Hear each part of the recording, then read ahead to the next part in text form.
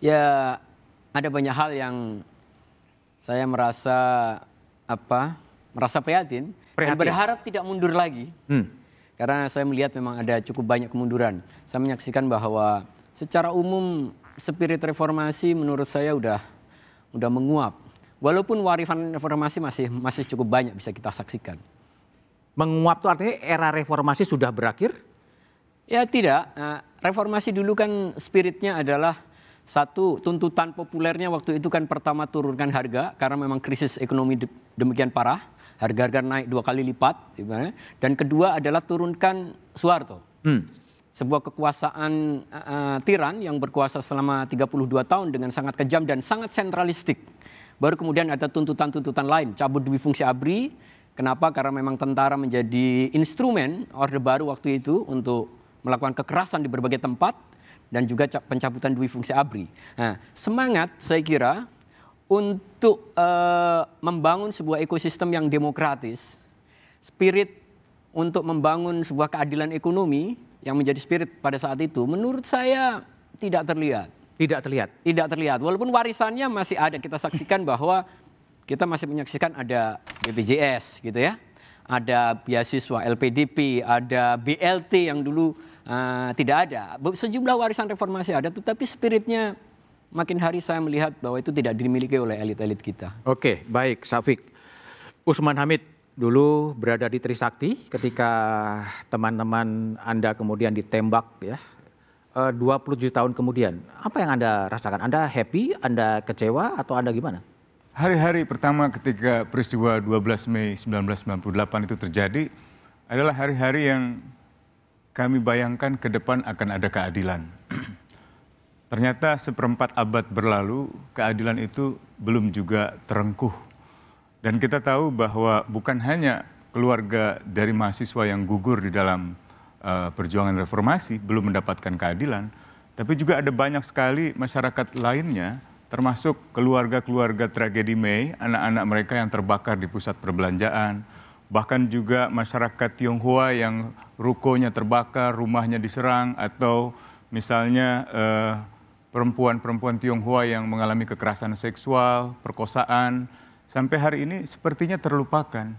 Dan pemerintah seperti bukan hanya melupakan, bahkan tidak mengupayakan sama sekali adanya supremasi hukum dan hak asasi manusia seperti yang dulu kita cita-citakan.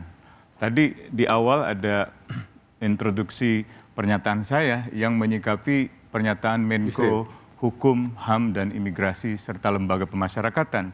Di hari pertama pemerintahan yang sekarang justru menyangkal tidak ada pelanggaran HAM berat di dalam tahun 98. Tidak ada pelanggaran HAM berat selama Indonesia berdiri.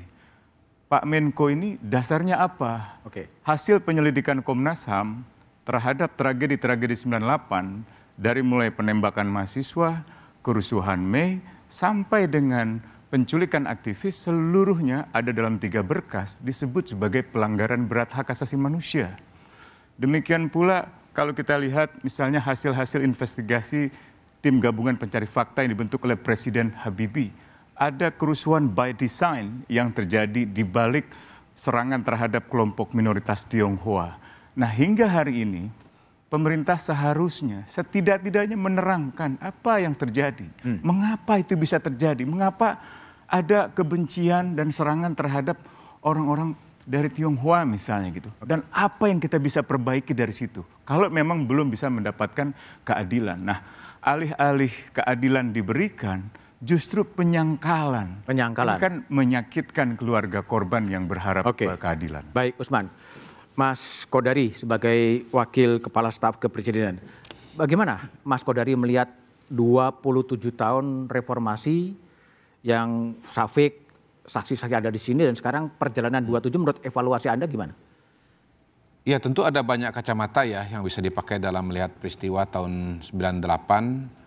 Kalau kita lihat dari kacamata ekonomi, pada waktu itu ada krisis ekonomi yang kemudian bergerak dan bergeser menjadi sebuah krisis politik di mana teman-teman aktivis mahasiswa menjadi bagian penting di dalamnya. Dan pada hari ini setelah berjalan 27 tahun, saya kira kalau kita bicara politik, memang salah satu perubahan yang paling besar yang bisa kita saksikan adalah perubahan dalam dinamika politik. Yang pertama tentu saja bahwa kekuasaan tidak lagi sentralistik seperti dulu, presiden tidak lagi tanpa batas, kemudian wewenang dari presiden juga sudah banyak dibatasi, baik oleh parlemen maupun cabang kekuasaan yang lain, lalu partai politik tidak lagi tunggal, Golkar seperti dulu, sekarang banyak partai politik, jadi terjadi pluralisme yang sangat luar biasa. Kemudian kalau bicara misalnya otonomi daerah, sekarang diberlakukan otonomi daerah sangat masif, terutama pada tingkat kabupaten kota. Lalu ya saya kira semua perubahan-perubahan itu terakomodasi atau tercermin paling nyata dalam Undang-Undang Dasar 45 yang diamandemen sebanyak 4 kali. Nah saya mau mengatakan begini, ketika kita bicara perubahan, perubahan itu ditempa dalam sebuah proses dan waktu. Ibarat besi, waktu menempa itu ada fasenya, Mas. Ketika besinya udah mulai dingin, maka upaya untuk menempa itu sudah menjadi susah. Dan momentum menempa itu saya kira paling nyata itu tercermin dari proses-proses amandemen di konstitusi. Kita tahu bahwa amandemen konstitusi itu sudah dilaksanakan 4 kali, tahun 99, 2000, 2001, 2002 ya. 4 kali amandemen. Nah, saya mau mengatakan begini juga, kalau kita bicara sebagai warga masyarakat Indonesia, baik sebagai anggota masyarakat maupun sebagai bagian dari proses sejarah, maka kalau kita bicara 98 dalam kacamata 2025, maka pada titik itu kita bisa mengatakan, lihatlah apa yang kita peroleh pada fase 4 tahun itu, pada saat amandemen itu. Oh, amandemen. Ya, jadi kacamata kita menurut saya harus diletakkan juga dalam sebuah kerangka tempat dan waktu serta kelembagaan, Mas Budiman. Jadi kelembagaan yang kita reformasi dapatkan, itu wujud konkretnya adalah amandemen konstitusi. Amandemen konstitusi. Jadi kalau kita mau bicara harapan-harapan dan kenyataan-kenyataan, harapan dan kenyataan itu pada hari ini paling sederhana dan paling nyata saya kira kita dapatkan dalam amandemen konstitusi. Di luar itu adalah sesuatu yang sudah melewati garis sejarah. Di luar itu adalah sesuatu yang sudah melewati garis sejarah. Nah, ketika proses reformasi itu berjalan pada 98, kita tahu pada giliran berikutnya aktor-aktor yang terlibat sangat banyak. Ya. Awalnya mungkin aktivis mahasiswa, tapi pada giliran berikutnya dia melibatkan banyak aktor.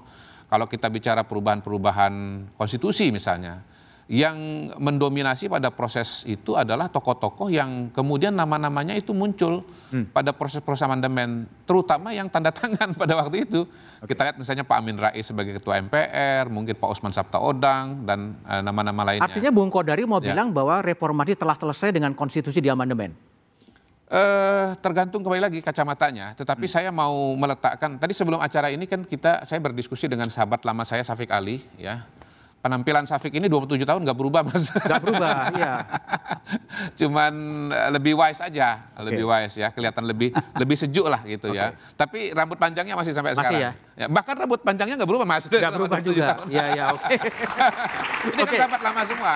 Jadi maksud saya begini, ya tadi kita diskusi, kok kita bicara mengenai amandemen terus setiap tahun. Nah, pada titik itu saya mengatakan, iya juga ya, berarti kita harus narik suatu garis sejarah, suatu proses di mana kita harus mengatakan amandemen itu sebetulnya bukan amandemen, reformasi itu sebetulnya apa bentuknya dan kapan dia dalam tanda kutip berhenti ya, pakai tanda kutip, sebagai sebuah peringatan, sebagai sebuah evaluasi kita lakukan tiap tahun, tapi sesungguhnya sebagai sebuah proses politik yang nyata dan konkret, saya melihatnya dia dalam tanda kutip berhenti pada tahun 2002 dengan amandemen pada waktu. Dan pada hari ini kalau kita mau mengatakan kita reformasi lagi, lanjutkan reformasi. Lanjutkan reformasi. Rasanya agak susah. Agak susah ya? Agak susah. Atau kembali ke Orde Baru? Enggak? Bukan kembali Orde Baru. Karena begini, kalau kita bicara reformasi dalam pengertian yang paling harfiah, maka kita harus menulis ulang sejarah. Dan itu artinya amandemen. Sedang mau ditulis kan? Saya tidak bisa membayangkan pada hari ini amandemen kelima itu bisa dibuka. Oleh siapa, bagaimana, dan kenapa begitu. Jadi kita mohon maaf dengan segala berat hati sesama kita teman-teman yang dulu ada di, walaupun waktu itu Mas saya kadung lulus duluan Mas 97 Mas. Jadi saya nggak terlalu terlibat di lapangan seperti beliau. Tapi saya mau mengatakan begini, ya kita kalau bicara reformasi ya Bang Usman ya, itu yang kita dapat itu 2002 itu. Baik, saya akan tanya Mas Sukidi ya. Tadi kalau Mas Kodari bilang kan sudah tidak ada resentralisasi, partai politik sudah banyak, DPR juga ada. Tapi sebenarnya menurut kajian Mas Budi seperti apa, tapi jawabannya setelah jeda berikut ini.